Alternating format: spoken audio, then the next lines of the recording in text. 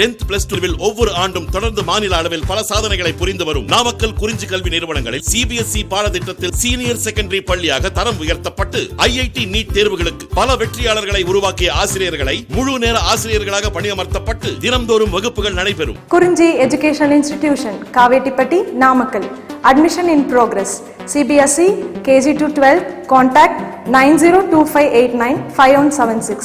Metric 6 to 12. Contact 9344567484. For online admission, log on to www.kurinjischoolnkl.in. Good morning, student. Today we discuss about gene flow. The next topic, gene flow.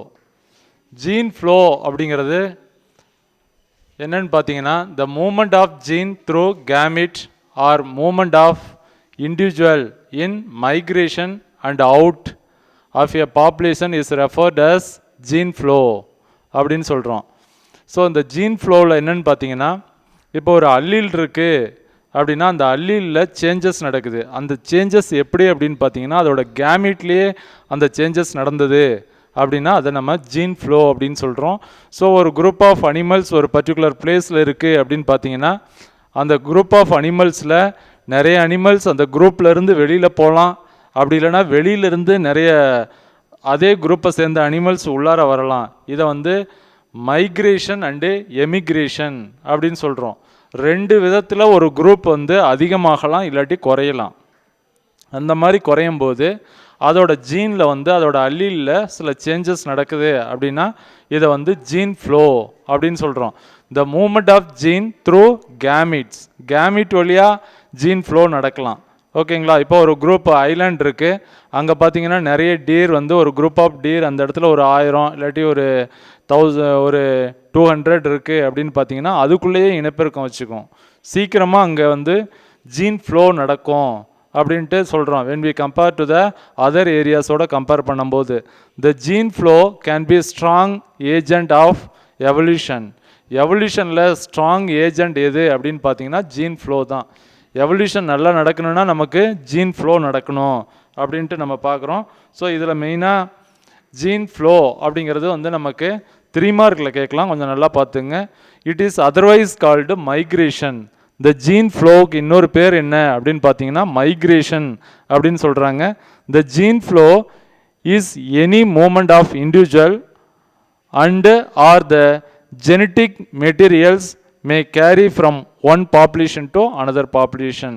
The gene flow அப்படின்னா என்னன்னு பார்த்தீங்கன்னா, genetic materials ஒரு ஆர்கானிசத்திலிருந்து இன்னொரு ஆர்கானிசத்துக்கு carry பண்ணிட்டு போகிறது gametes carry பண்ணிட்டு போகுது. இதை தான் நம்ம வந்து ஜீன் ஃப்ளோ அப்படின்னு சொல்கிறோம். கீழே பாருங்கள் ஒரு எக்ஸாம்பிள். இதில் வந்து ஜீன் ஃப்ளோ அப்படிங்கிறது இந்த மாதிரி ஒரு நமக்கு ஜீன் ஃப்ளோன்னு ஒரு டயக்ராம் இருக்குது. அதில் ஒரு கேரக்டரை குறிக்கக்கூடிய ஒரு அல்லீலில் ஏஏ அப்படின்ட்டு இருக்குது, கேபிட்டல் ஏ அப்படின்னு சொல்கிறோம். அதில் சில சேஞ்சஸ் நடக்குது, நிறைய அனிமல்ஸ் வந்து உள்ளார போகுது, அதிலிருந்து மைக்ரேஷனில் நிறைய வெளியில் வருது. அப்படி வரும்போது அதில் பார்த்தீங்கன்னா அதோட ஜீன் ஃப்ளோ அப்படிங்கிறது கேபிட்டல் ஏலேருந்து அது அல்லீல் எல்லாமே பார்த்தீங்கன்னா ஸ்மால் ஏ ஜீன் வந்து சேஞ்சஸ் ஆகிருக்கு. ஸோ இந்த மாதிரி இருக்கும்போது தான் அதில் வந்து இந்த மைக்ரேஷன் இல்லாட்டி எமிக்ரேஷன் இருக்கும்போது தான் ஜீன் ஃப்ளோ வந்து ஃபாஸ்ட்டாக நடக்கும் அப்படிங்கிறத நமக்கு பார்க்குறோம். ஜீன் ஃப்ளோ இது வெரி இம்பார்ட்டன்ட், 3 மார்க்கில் கேட்கலாம், இல்லைனா இதை பார்த்தீங்கன்னா 5 மார்க்கில் கூட கேட்கலாம். இதில் ஒரு கொஸ்டின் 1 மார்க் அப்படின்னு பார்த்தீங்கன்னா, gene flow can be strong agent of evolution. Which one of the following is a strong agent for evolution அப்படின்னு கேட்டாங்கன்னா ஜீன் ஃப்ளோ. ஓகேங்களா? ஸோ அடுத்தது நம்ம என்ன பார்க்குறோம் அப்படின்னு பார்த்தீங்கன்னா genetic drift. So genetic drift otherwise called Sewall Wright effect அப்படின்னு சொல்கிறாங்க. ஓகேங்களா? இதுக்கு அனதர் நேம் என்ன அப்படின்னு பார்த்தீங்கன்னா Sewall Wright effect. So the genetic drift is a mechanism of evolution in which allele frequency of a population change over generation to change. ஒரு ஜெனரேஷன்லேருந்து அடுத்த ஜெனரேஷனுக்கு அல்லீலில் சேஞ்சஸ் நடக்கிறத நம்ம ஜெனட்டிக் ட்ரிப்ட் அப்படின்னு சொல்கிறோம். இது மரபியல் நகர்வு அப்படின்னு சொல்லுவாங்க, மரபுக்கூறு நகர்வு அப்படின்னு சொல்லுவாங்க. இதில் ஃபார் எக்ஸாம்பிள் சாம்பிளிங் எரர். இதில் genetic drift occur in all population size but its affect all strong in a small population. So genetic drift வந்து எல்லா ஆர்கானிசத்துலேயுமே நடக்கும், எல்லா குரூப்லேயுமே நடக்கும். ஆனால் எங்கே வெரி ஸ்ட்ராங்காக இருக்கும் அப்படின்னு பார்த்தீங்கன்னா ஸ்மால் பாப்புலேஷனில் it will be very strong அப்படின்னு சொல்கிறோம். ஏன்னா நமக்கு தெரியும், ஏற்கனவே நம்ம பார்த்துருக்குறோம், ஒரு ஸ்மால் குரூப்பில் இருக்கிற அனிமல்ஸ் அதுக்குள்ளேயே அந்த ஸ்பீசிஸ் வந்து அதுக்குள்ளேயே இனப்பெருக்கம் வச்சுக்கிட்டு இருக்கோம். சீக்கிரம் யங் ஒன்ஸை வந்து அது டெவலப் பண்ணிக்கிட்டே இருக்கும். அப்படிங்கும்போது ஒரு ஜெனரேஷன் வந்து சீக்கிரம் அந்த பர்டிகுலர் குரூப்லேயே நடந்துக்கிட்டு இருக்கும். இந்த மாதிரி நடக்கும்போது genetic drift occur in all population size, எல்லா பாப்புலேஷன் சைஸ்லேயும் நடக்கும். But it's effect are strong in A small population. இந்த ஜெனட்டிக் ட்ரிப்ட் எதில் வெரி ஸ்ட்ராங்காக இருக்கும், வெரி எஃபெக்டிவாக இருக்கும் அப்படின்னு பார்த்தீங்கன்னா ஸ்மால் பாப்புலேஷனில் இது வந்து வெரி எஃபெக்டிவாகவும் அண்டு ஸ்ட்ராங்காகவும் இருக்கும் அப்படின்னு நம்ம பார்க்குறோம். It may result in a loss or some allele. சில இதில் வந்து என்ன ஆகலாம்னா சில அல்லீல் வந்து லாஸ் ஆகலாம் and fixation of the other alleles. So வேறு அல்லீல்ஸோடு இது சேர்ந்தும் இருக்கலாம். இப்போ ஒரு குரூப் இருக்குன்னா அந்த குரூப்பில் வந்து நிறைய மேட்டிங் நடந்து சீக்கிரம் வந்து ஜீன் ஃப்ளோ நடந்துக்கிட்டே இருக்குது அப்படின்னு பார்த்தீங்கன்னா அதில் சில அல்லீல்ஸ் வந்து லாஸும் ஆகலாம். ஓகேங்களா, அதை தான் சொல்கிறாங்க. ஸோ அடுத்த நெக்ஸ்ட் ஒன் பார்த்தீங்கன்னா genetic drift can have major effect when the population is reduced in size by natural disaster due to the bottleneck effect. இப்போ ஒரு குரூப் ஆஃப் ஆர்கானிசம், அதாவது ஒரு ஐலாண்ட் இருக்குது, ஐலாண்டில் வந்து ஒரு குரூப் ஆஃப் அனிமல்ஸ் வந்து அந்த இடத்துல வாழ்ந்துட்டு இருக்கு அப்படின்னா ஒரு நேச்சுரல் கலாமிட்டிஸ் டிசாஸ்டர் ஏதோ நடக்கும்போது அந்த குரூப்பில் வந்து சீக்கிரம் ஜெனட்டிக் ட்ரிப்ட் நடக்கும்போது அதிலிருந்து ஒரு நியூ ஸ்பீசிஸ் வந்து ஸ்பில்ட் ஆகி வரலாம் அப்படின்னு சொல்கிறாங்க. இதை தான் பாட்டில் நெக் எஃபெக்ட் அப்படின்னு சொல்கிறாங்க. சரிங்களா, இதை பார்த்தீங்கன்னா இதை நிறைய வெரி இம்பார்ட்டன்ட் அப்படின்னு பார்த்தீங்கன்னா பாட்டில் நெக் எஃபெக்ட். இது 3 மார்க்கு 2 மார்க்கில் கேட்கலாம். அப்படின்னா என்னென்னு பார்த்தீங்கன்னா genetic drift can have major effect when the population is reduced in size by natural disaster due to the bottleneck effect, or when a small group of population spilt from a main population to form a new colony due to the founder effect. So இதில் 2 effect நம்ம பார்க்க போகிறோம். Founder effect அப்படின்னு ஒன்று சொல்கிறாங்க. இந்த founder effect அப்படின்னா என்னென்னு பார்த்தீங்கன்னா ஒரு குரூப் இருக்குது, அந்த குரூப்பில் இருந்து ஒரு பர்டிகுலர் ஸ்பீசிஸ் தனியாக பிரிஞ்சு அதில் ஏன்னா நம்ம ஏற்கனவே பார்த்துருக்குறோம் ஜெனட்டிக் ட்ரிப்ட் அப்படிங்கிறது ஜீன் ஃப்ளோலாம் நடந்து அந்த அனிமல்ஸில் ஏதாவது பாடியில் சேஞ்சஸ் நடந்தது, மார்ஃபலாஜிக்கல் சேஞ்சஸ் நடந்ததுன்னா அந்த அனிமல்ஸ் அந்த குரூப்பில் இருந்து தனியாக பிரிஞ்சு போய் அதுக்குள்ளே மட்டும்தான் அது இனப்பெருக்கம் வச்சுக்கும். இது நியூ ஸ்பீசிஸாக ஒன்று ஃபார்ம் ஆகிரும். ஸோ அந்த மாதிரி நடந்ததுன்னா இதை ஃபவுண்டர் எஃபெக்ட் அப்படின்னு சொல்கிறாங்க. ஒரு ஸ்மால் குரூப்பில் இருந்து small group of population split from a main population to form a new colony due to the founder effect. இதை ஃபவுண்டர் எஃபெக்ட்னால ஒரு ஸ்மால் பாப்புலேஷன் வந்து ஒரு குரூப்பில் இருந்து தனியாக பிரிஞ்சது அப்படின்னா அதை ஃபவுண்டர் எஃபெக்ட் அப்படின்னு சொல்கிறோம். இதையே தான் இன்னொன்று வந்து பாட்டில் நெக் எஃபெக்ட் அப்படின்னு சொல்கிறோம். இந்த பாட்டில் நெக் எஃபெக்ட் அப்படின்னா என்னென்னு பார்த்தீங்கன்னா சீசா மூடி விளைவு அப்படிம்பாங்க. சீசா மூடி கழுத்து விளைவு அப்படின்னு சொல்லுவாங்க. அந்த சீசாவோட அடிப்பகுதி, அந்த பாட்டிலோட அடிப்பகுதி வந்து பார்த்திங்கன்னா கொஞ்சம் அடர்த்தி அதிகமாக பிரெத் அதிகமாக இருக்கும், அதோட கழுத்து பகுதி அப்படிங்கிறது பிரெத்து கம்மியாக இருக்கும். அந்த மாதிரி ஒரு லார்ஜ் பாப்புலேஷன்லேருந்து ஒரு ஸ்மால் பாப்புலேஷன் பிரிஞ்சு வந்துருச்சு டியூ டு த ஜெனட்டிக் ட்ரிப்ட்னால பிரிஞ்சு வந்துருச்சு அப்படின்னா அதை பாட்டில் நெக் எஃபெக்ட் அப்படின்னு சொல்கிறோம். இந்த மாதிரி தான் நிறைய ஸ்பீசிஸ் வந்து ஒரு குரூப்பில் இருந்து பிரிஞ்சு வந்து தான் நிறைய ஸ்பீசிஸ் நவடேஸ் ஆர் ப்ரெசன்ட் அப்படிங்கிறத நம்ம பார்க்குறோம். ஓகேங்களா, இதில் genetic drift it is otherwise called Sewall Wright effect அப்படின்னு சொல்கிறாங்க. ஸோ இதில் மெயினாக பார்த்தீங்கன்னா இதில் ஜெனட்டிக் ட்ரிப்ட் அப்படின்னா என்னென்னு கேட்கலாம், இல்லைனா சீவல்ட் ரைட் எஃபெக்ட் அப்படின்னா என்னென்னு கேட்கலாம். ஸோ இது ஒரு 5 மார்க்குக்கு நம்ம ரெடி பண்ணிக்கணும். இது வெரி இம்பார்ட்டன்ட். இதில் என்ன பார்க்குறோன்னா வாட் இஸ் ஜெனட்டிக் ட்ரிப்ட்னா என்னென்னு பார்க்குறோம்.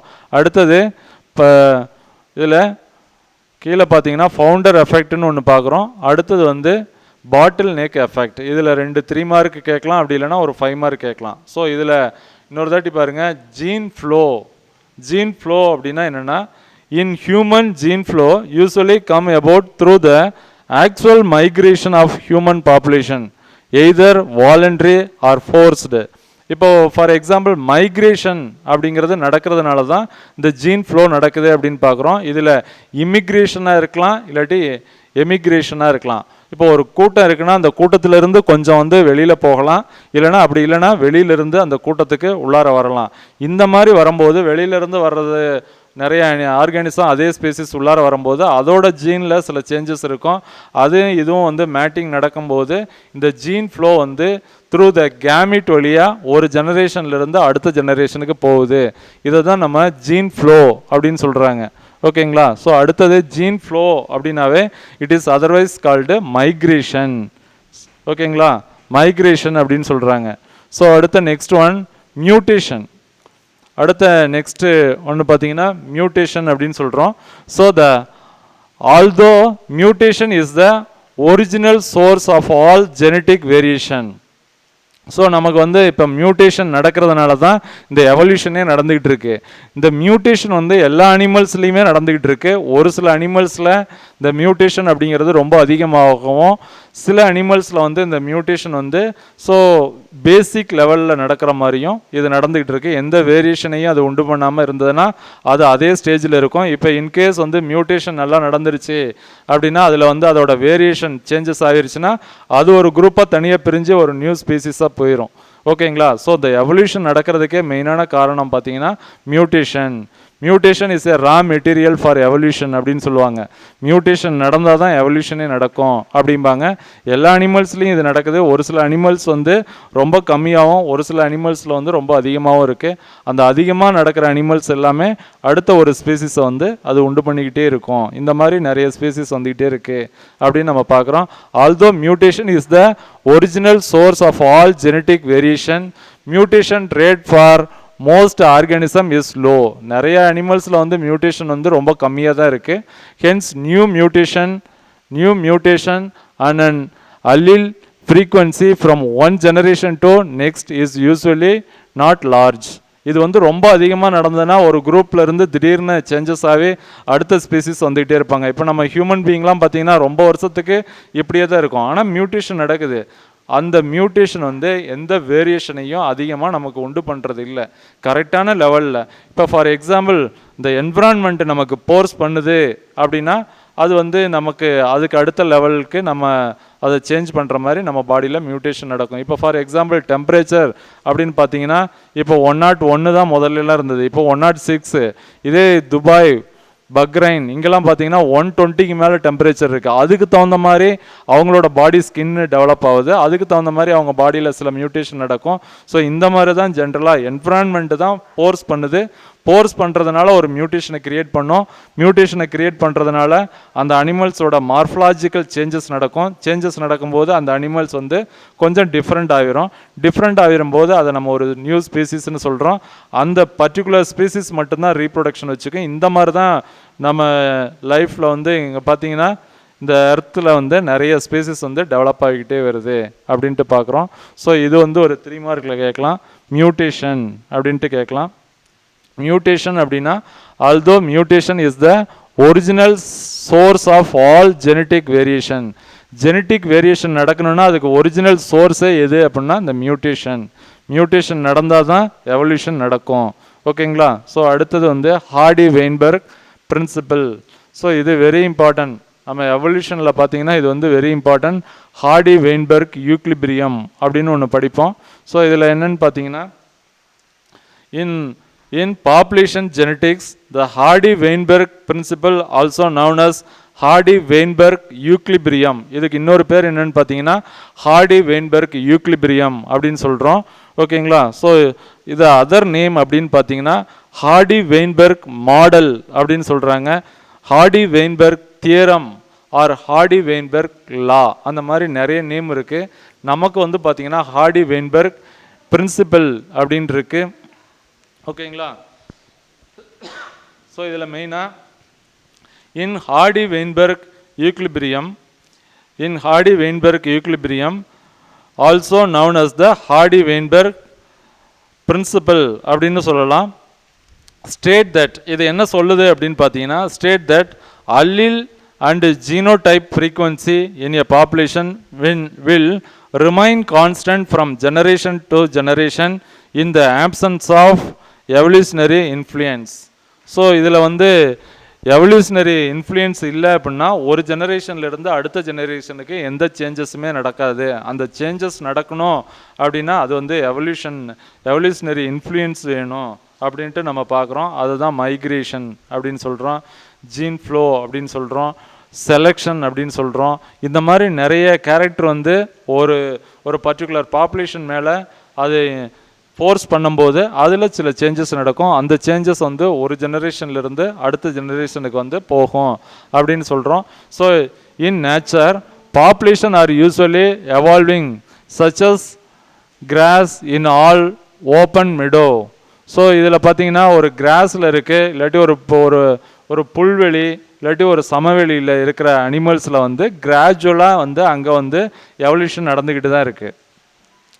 அது எப்படி அப்படின்னு சொல்கிறாங்க அப்படின்னு பார்த்தீங்கன்னா, Earl in a forest and bacteria in a person body are all natural population.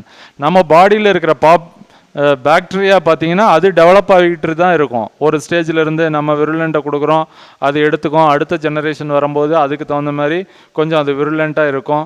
So இந்த மாதிரி ஒரு வந்து கிராஸ் லேண்ட் எடுத்துக்கிறோம், இல்லாட்டி ஒரு மிடோவை எடுத்துக்கிட்டோம் அப்படின்னா அதில் பார்த்தீங்கன்னா இருக்கிற அனிமல்ஸில் வந்து எவல்யூஷன் அப்படிங்கிறது கிராஜுவலாக நடந்துக்கிட்டே தான் இருக்கும். ஓகேங்களா? இது வந்து இப்போ தான் சடனாக நடக்கிற ஒன்றும் இல்லை. ஒரு 1000, 2000, 3000 வருஷங்களில் எவல்யூஷன் அப்படிங்கிறது கொஞ்சம் கொஞ்சமாக நடந்துக்கிட்டே தான் இருக்குது அப்படிங்கிறத சொல்கிறாங்க. All this population are likely to be evolving some of the genes. அதோட பாடியில் ஒரு பாப்புலேஷன் எடுத்துக்கிட்டோன்னா அதில் வந்து கண்டிப்பாக எவல்யூஷன் நடந்துக்கிட்டே தான் இருக்கும். அது வந்து சில ஜீன்ஸ் வந்து சேஞ்சஸ் ஆகி அடுத்த ஜெனரேஷனுக்கு போய்கிட்டே தான் இருக்கும் அப்படின்னு சொல்கிறாங்க. Evolution does not means that the population is moving towards perfection, rather the population is changing its genetic makeup over generation. So evolution does not mean evolution அப்படிங்கிறது that the population is moving towards perfection, rather the population is changing its genetic makeup. So evolution அப்படின்னு பார்த்தீங்கன்னா evolution வந்து population வந்து அப்படியே move ஆகி இன்னொரு பிளேஸுக்கு போயிடுது அப்படின்லாம் நம்ம சொல்ல முடியாது. இந்த எவல்யூஷன் அப்படிங்கிறது சில சேஞ்சஸ், அதோட ஜீனில் வந்து சில சேஞ்சஸ் நடக்கலாம், அதனால அதோட மார்ஃபலாஜிக்கல் ஸ்ட்ரக்சரில் சில சேஞ்சஸ் நடக்கலாம். இதை தான் நம்ம வந்து எவல்யூஷன் அப்படின்னு சொல்கிறோம். எவல்யூஷன் அப்படிங்கிறது வந்து ரொம்ப ஸ்லோவாக நடக்கும். சில அனிமல்ஸில் நம்ம ஏற்கனவே பார்த்தோம், ஒரு சில அனிமல்ஸில் வந்து எவல்யூஷன் வந்து வெரி ஃபாஸ்ட்டாக நடக்குது, நிறைய அனிமல்ஸில் வந்து எவல்யூஷன் அப்படிங்கிறது வெரி ஸ்லோவாக தான் நடந்துக்கிட்டு இருக்கு. ஸோ வெரி ஃபாஸ்ட்டாக நடக்கும்போது அதோட மார்ஃபலாஜிக்கல் சேஞ்சஸ் அப்படிங்கிறது ரொம்ப அதிகமாக இருக்கும். ஸோ ரொம்ப கம்மியாக தான் அதில் சேஞ்சஸ் எவல்யூஷன் நடக்குது அப்படின்னா அதோட சேஞ்சஸ் வந்து மார்ஃபலாஜிக்கல் சேஞ்சஸ் ரொம்ப கம்மியாக இருக்கும். அதிகமாக நடந்தால் அதிகமாக இருக்கும். ஓகேங்களா? ஸோ இது ஜென்ரலாக வந்து நம்ம ஹார்டி வெயின்பெர்க் ஈக்லிபிரியம் அப்படிங்கிறத ஹார்டி வெயின்பெர்க் பிரின்சிபல் அப்படின்னு இங்கே பார்க்குறோம். ஓகேங்களா?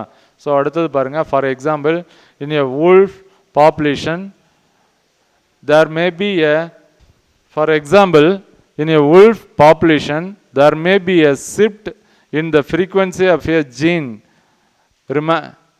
variant for black burr than grey burr. So, ஒரு wolf அப்படின்னு எடுத்துக்கிட்டாங்கன்னா அதில் பார்த்தீங்கன்னா நிறைய black burr கிரே பர்ரோட அதோட மேல் பகுதி வந்து கலரை சொல்கிறாங்க. இதில் 2 கலரை யூஸ் பண்ணுறாங்க, பிளாக் அண்டு கிரே அப்படின்னு 2 கலர். ஸோ எதோட அதிகமாக இருக்கும் அப்படின்னு பார்த்தீங்கன்னா பிளாக் பர் வந்து தென் கிரே பர்ரோட அதிகமான ஒரு வேரியேஷனை கொடுக்குது ஒரு எக்ஸாம்பிளுக்கு அப்படின்னு நம்ம எடுத்துக்கிறோம். Sometime this type of changes is due to natural selection. இந்த சேஞ்சஸுக்கு காரணம் சில டைம் வந்து நேச்சுரல் செலெக்ஷன் அப்படின்னு நான் பார்க்குறோம். அப்படி இல்லைனா ஆர் டியூ டு த மைக்ரேஷனால் நடக்கலாம், or due to the random event. So இது எதனால் நடக்குது அப்படின்னா ரேண்டம் ஈவெண்ட்னாலையும் இது நடக்கலாம். ஸோ இந்த மாதிரி ஒரு சில அனிமல்ஸ் வந்து ஒரு சில கலரில் இருக்குது, கிரே அண்டு பிளாக் கலரில் இருக்குது அப்படின்னா அந்த கிரே கலரோட பிளாக் கலர் ரொம்ப அதிகமாகுது அப்படின்னா அதுக்கு காரணம் வந்து அதில் நடக்கிற மியூட்டேஷன். அதாவது அதை எது ஃபோர்ஸ் பண்ணுது அப்படின்னு பார்த்தீங்கன்னா என்விரான்மெண்ட்டு தான் ஃபோர்ஸ் பண்ணுது. ஸோ அதை தான் நம்ம மைக்ரேஷன்னு சொல்கிறோம், இல்லைனா ரேண்டம் ஈவெண்ட் அப்படின்னு சொல்கிறோம், இல்லைனா நேச்சுரல் செலெக்ஷன் அப்படின்னு சொல்கிறோம். இதெல்லாம் தான் காரணம். ஸோ ஹார்டி வெயின்பெர்க் ஈக்லிபிரியம் அதாவது சேஞ்சஸ் நடக்கிறதுக்கு என்ன காரணம் அப்படின்னு பார்த்தீங்கன்னா மைக்ரேஷனாக இருக்கலாம். இது கேட்கலாம், 3 மார்க் கொஸ்டினில் கேட்கலாம். சேஞ்சஸ் நடக்கிறதுக்கு என்ன காரணம்னு பார்த்தீங்கன்னா மைக்ரேஷனாக இருக்கலாம், ரேண்டம் ஈவெண்ட்டாக இருக்கலாம், இல்லைனா நேச்சுரல் செலெக்ஷனாக இருக்கலாம். ஓகேங்களா? ஸோ அடுத்த நெக்ஸ்ட் ஒன் பாருங்கள். First we will see the set of condition required for a population. So ஒரு ஃபஸ்ட்டு நமக்கு தெரியும், ஏற்கனவே படிச்சிருக்கிறோம். பாப்புலேஷன் அப்படின்னா என்னென்னு பார்த்தீங்கன்னா ஒரு பர்டிகுலர் பிளேஸில் ஒரு பர்டிகுலர் டைமில் வந்து ஓகேங்களா sexually interbreeding organism we called as a population அப்படின்னு சொல்கிறோம். அந்த செக்ஸுவலி இன்டர்பிரீடிங் அப்படின்னா same species.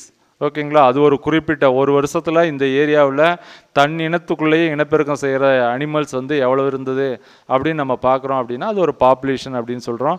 Population not to evolve. ஓகேங்களா? ஸோ இது பாருங்கள், first we will see the set of condition required for a population not to evolve. ஓகேங்களா?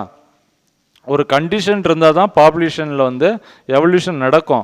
So population மட்டும் இருக்குது, என்விரான்மெண்ட் எந்த போர்ஸையும் க்ரியேட் பண்ணலை அப்படின்னா அங்கே வந்து பாப்புலேஷன் வந்து எவல்யூஷன் அப்படிங்கிறது நடக்காது. ஹார்டி ஆஃப் யூகே, ஹார்டி அப்படிங்கிறவர் வந்து யூகேலேருந்து ஹார்டி அப்படிங்கிற சயின்டிஸ்ட்டும் and Weinberg of Germany. So இது வந்து 1 மார்க்கில் கூட கேட்கலாம், இது கொஞ்சம் நல்லா பார்த்துக்குங்க. ஹார்டி எந்த நாட்டை சார்ந்தவர் அப்படின்னா யுனைடெட் கிங்டம். ஓகேங்களா? அண்டு வெயின்பெர்க் அப்படின்னா அவங்க ஜெர்மனி. இவங்க 2 பேரும் சேர்ந்து state that the allele frequency in a population are stable and set constant from generation to generation in the absence of gene flow, genetic drift, mutation, recombination and natural selection. இவங்க 2 பேரும் என்ன சொன்னாங்க அப்படின்னு பார்த்தீங்கன்னா gene ஃப்ரீக்வன்சிக்கு mathematical ஃபார்முலாவை ஒன்று apply பண்ணாங்க. ஓகேங்களா? ஸோ இவங்க 2 பேரும் சொன்ன அந்த ஹார்டி அண்டு வெயின்பெர்க் ஈக்குலிபிரியத்தில் பார்த்தீங்கன்னா இவங்க வந்து இப்போ ஒரு ஆர்கானிசம் இருக்குது, அதில் வந்து ஜீன் ஃப்ளோ ஒரு ஜெனரேஷன்லேருந்து அடுத்த ஜெனரேஷனுக்கு போகாமல் இருக்கணும்னா என்ன நடக்கக்கூடாது அப்படின்னு சொல்கிறாங்கன்னா ஆப்சன்ஸ் ஆஃப் ஜீன் ஃப்ளோ இருக்கக்கூடாது. ஓகேங்களா? Gene flow and genetic drift, mutation, recombination and natural selection இதெல்லாம் இல்லாமல் இருந்தது. ஓகேங்களா? இது நடக்கலை அப்படின்னு பார்த்தீங்கன்னா இங்கே வந்து allele frequency in a population are stable, அதில் இருக்கிற அல்லீல் ஃப்ரீக்வன்சி வந்து ஸ்டேபிளாக தான் இருக்கும். அண்டு செட் கான்ஸ்டண்ட்டாக இருக்கும் ஃப்ரம் ஜெனரேஷன் டு ஜெனரேஷன், எந்த சேஞ்சஸுமே அதோட பாடியில் அடுத்த ஜெனரேஷனில் நடக்காது அப்படின்னு சொன்னாங்க. ஓகேங்களா? ஹார்டி அண்டு வெயின்பெர்க் வந்து ஒரு சிம்பிளான கான்செப்ட் என்னன்னு பார்த்தீங்கன்னா இதில் வந்து மியூட்டேஷன், ரீகாம்பினேஷன், நேச்சுரல் செலெக்ஷன், ஓகேங்களா, ஜீன் ஃப்ளோ இதெல்லாம் இருக்கிறதுனால தான் ஒரு ஆர்கானிசத்தில் வந்து ஜீனில் வந்து சேஞ்சஸ் நடக்குது. அந்த சேஞ்சஸ் வந்து ஒரு ஜெனரேஷன்லேருந்து அடுத்த ஜெனரேஷனுக்கு வந்து ஃப்ளோ இருக்குது. இது நடக்கக்கூடாது, அந்த அனிமல்ஸ் கான்ஸ்டண்ட்டாக இருக்கணும் அப்படின்னா இதெல்லாம் அதில் நடக்காமல் இருந்ததுன்னா அது கான்ஸ்டண்ட்டாக இருக்கும், எந்த சேஞ்சஸுமே நடக்காது. இதை ஹார்டி வெயின்பெர்க் பிரின்சிபல் அப்படின்னு சொல்கிறோம். இட் இஸ் அதர்வைஸ் கால்டு, இதுக்கு இன்னொரு பேர் என்னன்னு பார்த்தீங்கன்னா ஹார்டி வெயின்பெர்க் ஈக்குலிபிரியம் அப்படின்னு சொல்கிறோம், இல்லாட்டி ஹார்டி வெயின்பெர்க் மாடல், இல்லாட்டி ஹார்டி வெயின்பெர்க் தியரம், இல்லைனா ஹார்டி வெயின்பெர்க் லா அப்படின்னு சொல்கிறோம். ஸோ இதில் மெயினாக what is Hardy Weinberg equilibrium அப்படின்னு பார்த்தீங்கன்னா இந்த state that allele and genotype frequency in a population will remain constant from generation to generation in the absence of other evolutionary influence.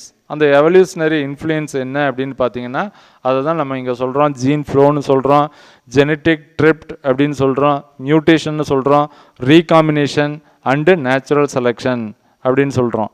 ஓகேங்களா? So இப்போ நம்ம வந்து ஹார்டி வெயின்பெர்க் பிரின்சிபலில் வந்து ஒரு introduction பார்த்துருக்குறோம். Remaining we will see the next கிளாஸில் பார்க்கலாம். So இதில் என்னென்ன கொஸ்டின் கேட்கலாம் அப்படின்னு பார்த்தீங்கன்னா genetic drift or Sewall Wright effect, இது ஒரு 5 மார்க்கில் கேட்கலாம். அதே மாதிரி 3 மார்க்கு 2 மார்க்கு அப்படின்னு பார்த்தீங்கன்னா பாட்டில் நெக் எஃபெக்ட் அப்படின்னா என்னென்னு கேட்கலாம். ஃபவுண்டர் பிரின்சிபல் அதை கேட்கலாம். அதே மாதிரி 3 மார்க்கில் வந்து மியூட்டேஷன் அப்படின்னா என்னென்னு கேட்கலாம். ஸோ த எவல்யூஷனை பொறுத்த வரைக்கும் இந்த ஏரியாலாம் கொஞ்சம் வந்து ரொம்ப அண்டர்ஸ்டாண்டிங் பண்ணுறது கொஞ்சம் கஷ்டமாக இருக்கும். நம்ம என்ன செய்யணும்னா அதை கான்செப்ட் என்னன்னு தெரிஞ்சுக்கிட்டு அப்படியே ஒவ்வொரு பேராகிராஃபாக படித்து அனலைஸ் பண்ணிட வேண்டியதான். அதுக்கப்புறம் ஒரு 2-3 தாட்டி நம்ம ரீட் பண்ணோம் அப்படின்னா அதில் இருக்கிற மாதிரியே நம்மளால் எழுத முடியும். ஓகேங்களா? ஸோ இதை பார்த்துங்க. அடுத்த கிளாஸில் வந்து ஹார்டி வெயின்பெர்க் ஈக்லிபிரியத்தோட ரிமைனிங்கை பார்ப்போம்.